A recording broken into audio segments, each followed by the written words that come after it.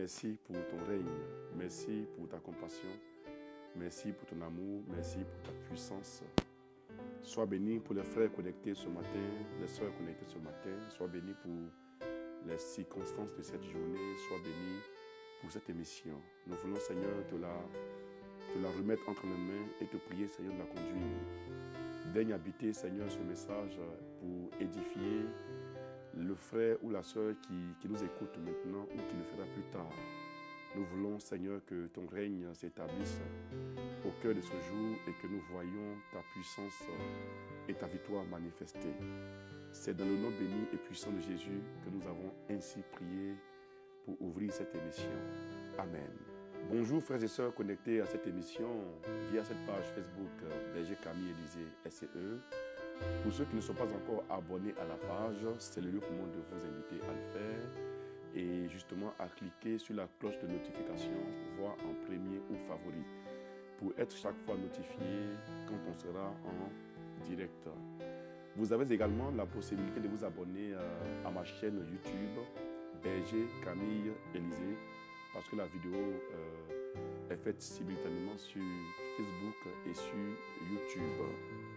Nous sommes bien entendu à l'émission Le Berger vous parle et aujourd'hui nous traiterons du thème suivant: l'Éternel combattra pour vous. Pour nous donner un support de témoignage, nous allons écouter ce que Dieu nous a dit en Exode 14, verset 13 au verset 14. N'ayez pas peur, répondit Moïse. Tenez bon et vous verrez comment le Seigneur interviendra aujourd'hui pour vous sauver. En effet, ces Égyptiens que vous voyez aujourd'hui, vous ne les reverrez plus jamais. Le Seigneur combattra à votre place. Vous n'aurez pas à intervenir. Alléluia. Frères et sœurs, voici le message que nous avons ce matin comme nourriture pour entamer ce jour, pour entamer cette semaine et pour aller au front. Voyez, un message dans lequel le Seigneur nous rassure. Comprenez que pour le chrétien ou pour l'homme qui croit en Dieu ou qui croit le Seigneur, Dieu lui donne d'avance la victoire avant même de combattre. Dieu rassure toujours son peuple. Il rassure ses fils et ses filles qu'il envoie combattre ou qu'il voit combattre dans la vie. Il y a des fois où Dieu t'envoie au devant de certaines scènes, de certaines situations, et il y a des fois où Dieu permet et te voit en train de lutter, ou en train d'être combattu. Et Dieu, quand il intervient toujours dans le but de te rassurer. La parole de victoire que Dieu donne à l'homme, c'est la parole qui rassure. La parole qui rassure. Mes frères et mes sœurs, on ne peut pas vaincre dans la vie si on n'est pas rassuré de notre victoire, si on n'est pas certain de notre allié, on n'est pas certain d'une autorité qui nous porte, une autorité qui nous soutient, de quelqu'un sur qui nous devons prendre appui. L'Éternel nous dit aujourd'hui de ne pas avoir peur de l'adversité et de nos ennemis, de ne pas avoir peur des menaces ou des situations que nous vivons. Il s'adresse à nous en ce début de semaine, en ce début de jour, à travers une parole rassurante. Il dit de ne pas avoir peur et que ce que nous voyons aujourd'hui comme adversité, comme menace et comme danger, notre vie n'aura plus jamais à le revoir, car l'Éternel en qui nous croyons et que nous avons invoqué et qui nous a délivrés des vices du passé, qui nous a délivrés justement des liens de la mort, des liens de famille, des liens ancestraux, qui nous a délivrés de l'impact et du pouvoir du péché, est celui-là même qui manifestera à nouveau en ce jour, en cette semaine, sa même puissance pour nous délivrer. Mieux, il dit, l'Éternel combattra pour nous et nous n'aurons rien à faire. On n'aura pas à intervenir. Ça veut dire quoi en vérité? Celui qui est connecté au Seigneur et qui est du Seigneur et qui met dans sa vie en pratique la parole qui vient du Seigneur, la parole à laquelle obéit sa vie, est cette même parole-là qui va travailler pour sa vie. Quand nous respectons la parole, quand nous nous tenons en présence de la parole et que nous nous approprions la parole, que nous la méditons, que nous nous y soumettons, la parole fait pour nous le travail. Et quand la parole est respectée, quand elle est mise en œuvre, la parole nous précède. C'est pourquoi, mes amis, en toutes choses, Dieu nous donne d'abord la parole de la certitude, la parole qui rassure, la parole de la conviction, la parole qui nous donne d'être convaincus que nous ne sommes point seuls dans ce que nous vivons, dans ce que nous voyons dans la vie. Nous avons tendance à nous laisser effrayer, nous laisser intimider, nous laisser spolier de nos grâces et bénédictions. On a tendance à voir les choses s'imposer à nous alors que la parole en laquelle nous croyons et en laquelle nous obéissons est elle-même qui sort de nous, qui se met au devant de nous pour nous défendre en combattant ce qui nous combat. Dieu combat ce qui te combat.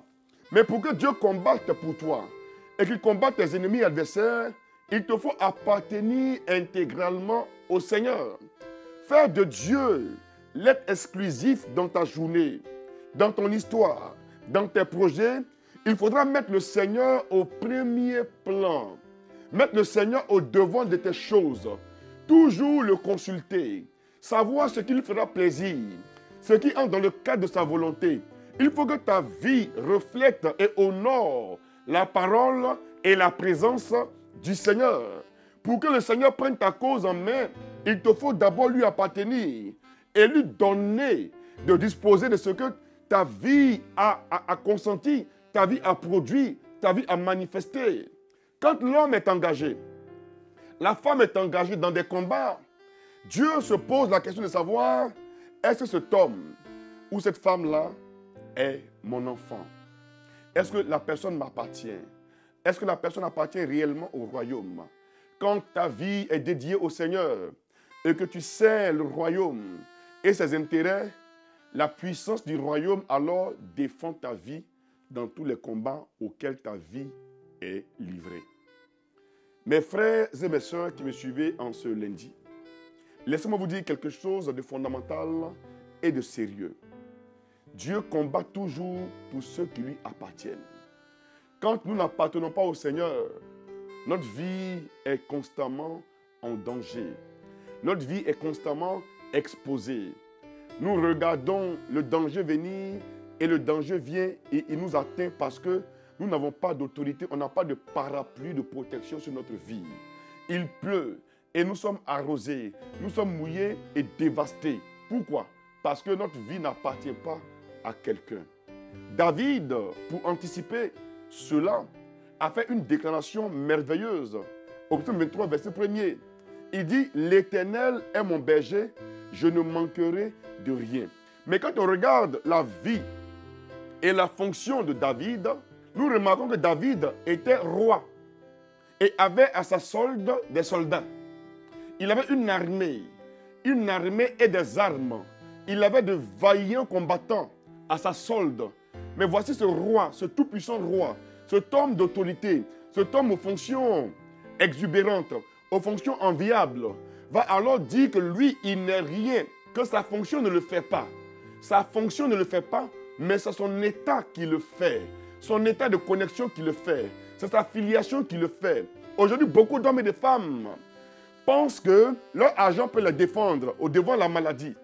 Quand vous les voyez à cause du garde du corps qu'ils ont, ils se disent « Mon garde du corps me défendra car je ne le paye pas moi ». Quand ils voient qu'ils ont la possibilité d'aller en Occident, se traiter, ils se disent que le cancer n'est rien, l'AVC n'est rien, l'hépatite n'est rien, telle maladie n'est rien, parce qu'ils pensent avoir l'argent pour se soigner. Mais nous constatons, mes amis, malheureusement que devant la menace de la maladie, beaucoup de milliardaires et de multimillionnaires meurent et succombent. Pour dire que la confiance de l'homme que Dieu doit défendre ne doit pas se bâtir dans ses armes matérielles, dans ses armes relationnelles, dans ses armes temporelles, dans ses armes financières économiques, dans ses armes de connaissance. Mais Dieu veut que tu investisses dans ta relation avec le ciel, ta relation avec le Créateur, ta relation avec le Sauveur qui est capable de délivrer ta vie devant l'adversité et les dangers de la vie. David a dit, tout-puissant roi qu'il était, l'Éternel est mon berger, je ne manquerai de rien. David était roi, mais il ne s'est pas pensé au-delà de lui-même. Il a cru et il a su, en élevant Dieu au-dessus de sa royauté. Aujourd'hui, par une petite fonction que tu as, par ce petit poste que tu as, par ce petit bien matériel que tu as, tu te crois tout suffisant et tout permis et tu parles de manière légère. Tu as un regard suffisant, hautain, et tu es là, tu méprises certaines situations et certaines personnes. Tu ne considères plus la prière, tu ne considères pas les démons. Or, les démons, ils aiment se faire respecter. Oh oh, le démon aime se faire respecter. Hey, le démon s'en fout de ta beauté, il s'en fout de ton argent, il s'en fout du nom que tu portes, du nom de j'appartiens à tel ministre, j'appartiens à telle structure, je suis dans tel ministère. Il s'en fout du nom du ministère. Le démon n'est pas intimidable. Oh oh, le démon n'est pas intimidable. Il te regarde et puis te dit voilà un ignorant, un insensé qui fonde sa vie sur du virtuel, qui fonde sa vie sur Facebook, qui fonde sa vie sur les bijoux, sur la beauté de sa femme, qui fonde sa vie sur sa promotion, alors que la mort est en train de venir l'embrasser dans quelques heures, quelques semaines. Mes frères et mes sœurs, quand nous nous réveillons le matin et que nous sommes introduits en semaine par le Seigneur, il attend de nous que nous fassions de lui notre berger. Notre berger. Ça veut dire quoi? Faire de lui son berger. Faire de lui celui qui va conduire ta journée, qui va conduire ta semaine. Car si l'Éternel est au-devant de ta journée, au-devant de ta semaine, alors tu seras vraiment en sécurité.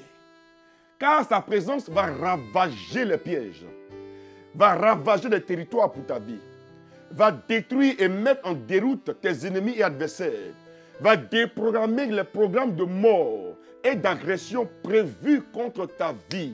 C'est pourquoi, mes amis, il est toujours important de mettre au devant de notre vie, de notre journée, la parole du Seigneur, mais la personne du Seigneur, en mettant notre cœur en lui, en l'invoquant pour qu'il vienne siéger dans nos cœurs, en l'appelant au secours, en lui demandant de manifester pour nous sa volonté, en nous référant en toutes choses à lui, en cherchant ce qui pourrait faire plaisir au Seigneur et ce qui ferait alors la joie du Seigneur, car la joie du Seigneur est la force de quiconque suscite la joie du Seigneur. Quand tu provoques la joie du Seigneur, sa force alors se déploie et combat pour ta vie en préservant ta vie.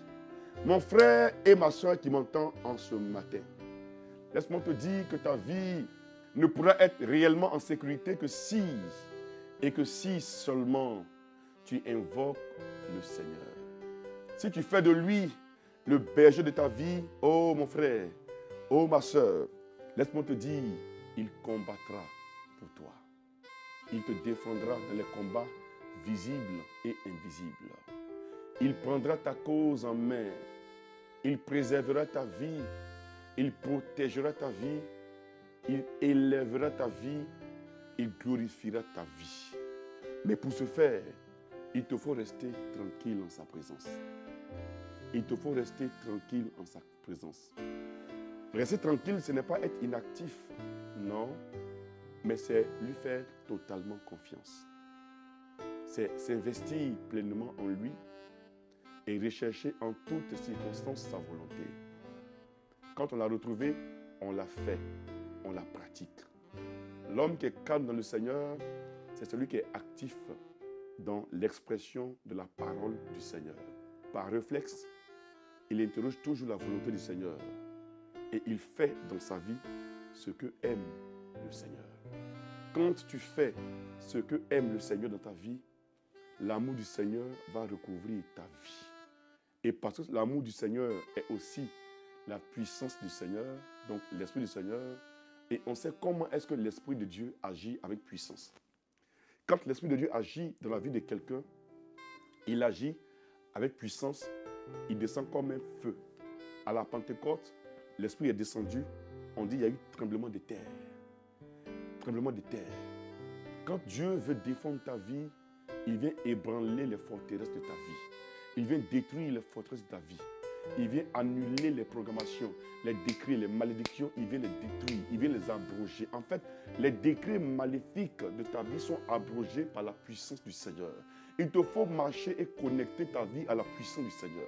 Plus tu invoques le Seigneur le matin, tu l'invoques la nuit, tu l'invoques au milieu du jour, tu l'invoques avant de prendre une décision, avant de t'engager dans quelque chose. Quand le Seigneur est invoqué, qu'il est mis en avant, Dieu détruit ce qui est nocif dans l'activité dans laquelle tu t'investis.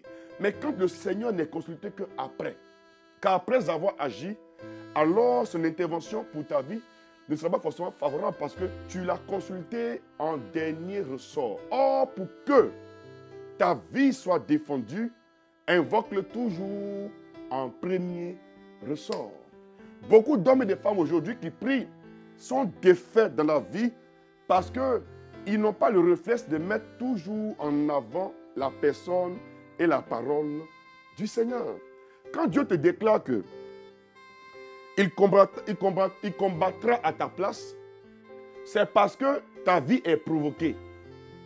C'est parce que ta vie est agressée.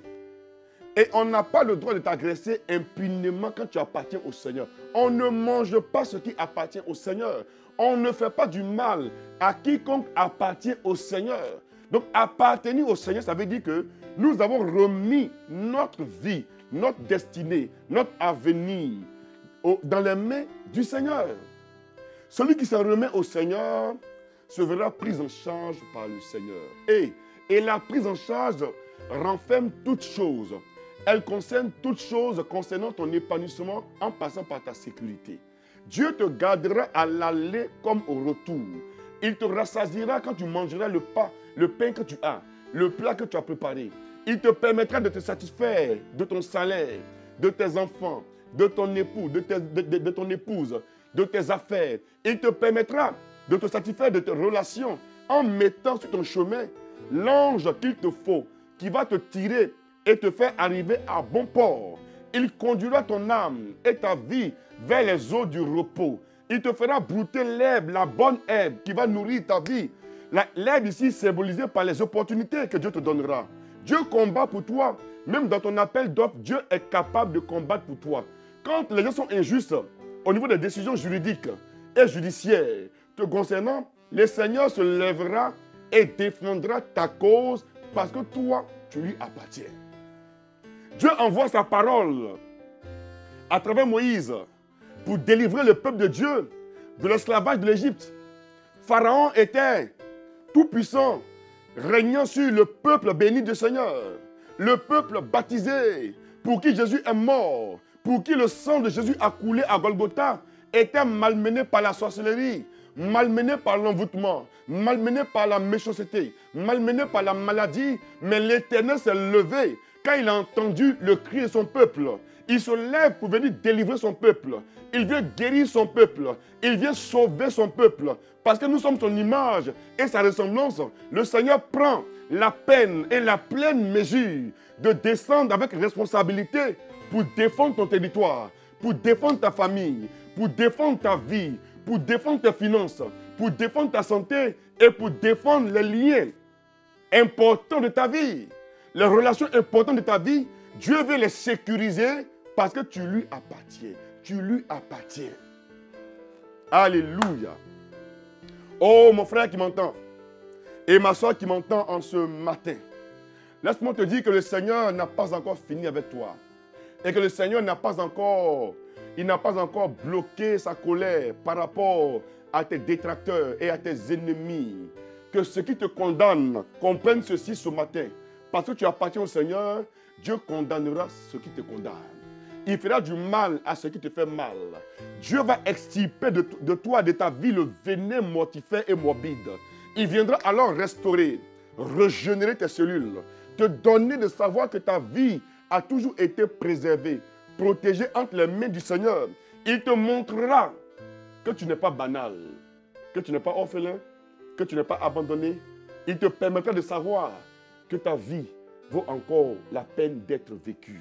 Il te permettra de comprendre que ta vie doit avancer, elle doit évoluer. Il te permet, mon frère et ma soeur, que dans ce monde de ténèbres, ce monde où les vices sont devenus monnaie courante, ce monde d'injustice, Dieu est capable de te justifier en défendant ta cause.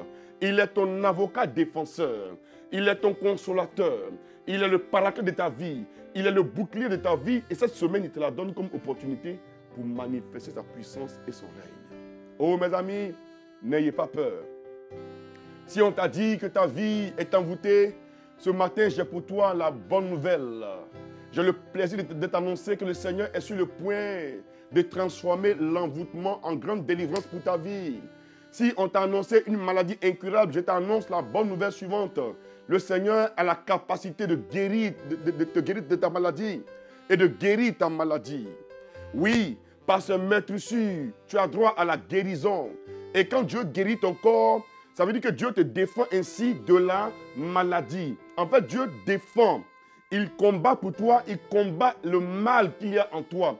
Il combat le malheur qui a été prononcé, prophétisé sur ta vie. Il combat les pièges qui sont devant toi. Il combat tout ce qui est injustice, complot contre ta vie. Dieu vient les déjouer ce matin parce que tu es la prunelle de ses yeux et tes cheveux sont comptés par le Seigneur. En fait, Dieu prend soin de toi. Quand il dit qu'il combat pour toi, il te démontre en réalité qu'il prend soin de toi. Et ta vie est soignée. Dieu soigne ta vie. Et Dieu fait bouger ta vie. Dieu propulse ta vie en donnant de l'autorité à ce jour, à ta vie et à tes mouvements. Frères et sœurs, n'ayez pas peur. N'ayez peur d'aucun lien. N'ayez peur d'aucune menace. Ne craignez pas le danger qui vient des hommes ou qui vient des démons. Mais référez-vous et confiez-vous dans le Seigneur. Allez vous investir dans le Seigneur. Allez vous blottir dans les bras d'amour du Seigneur.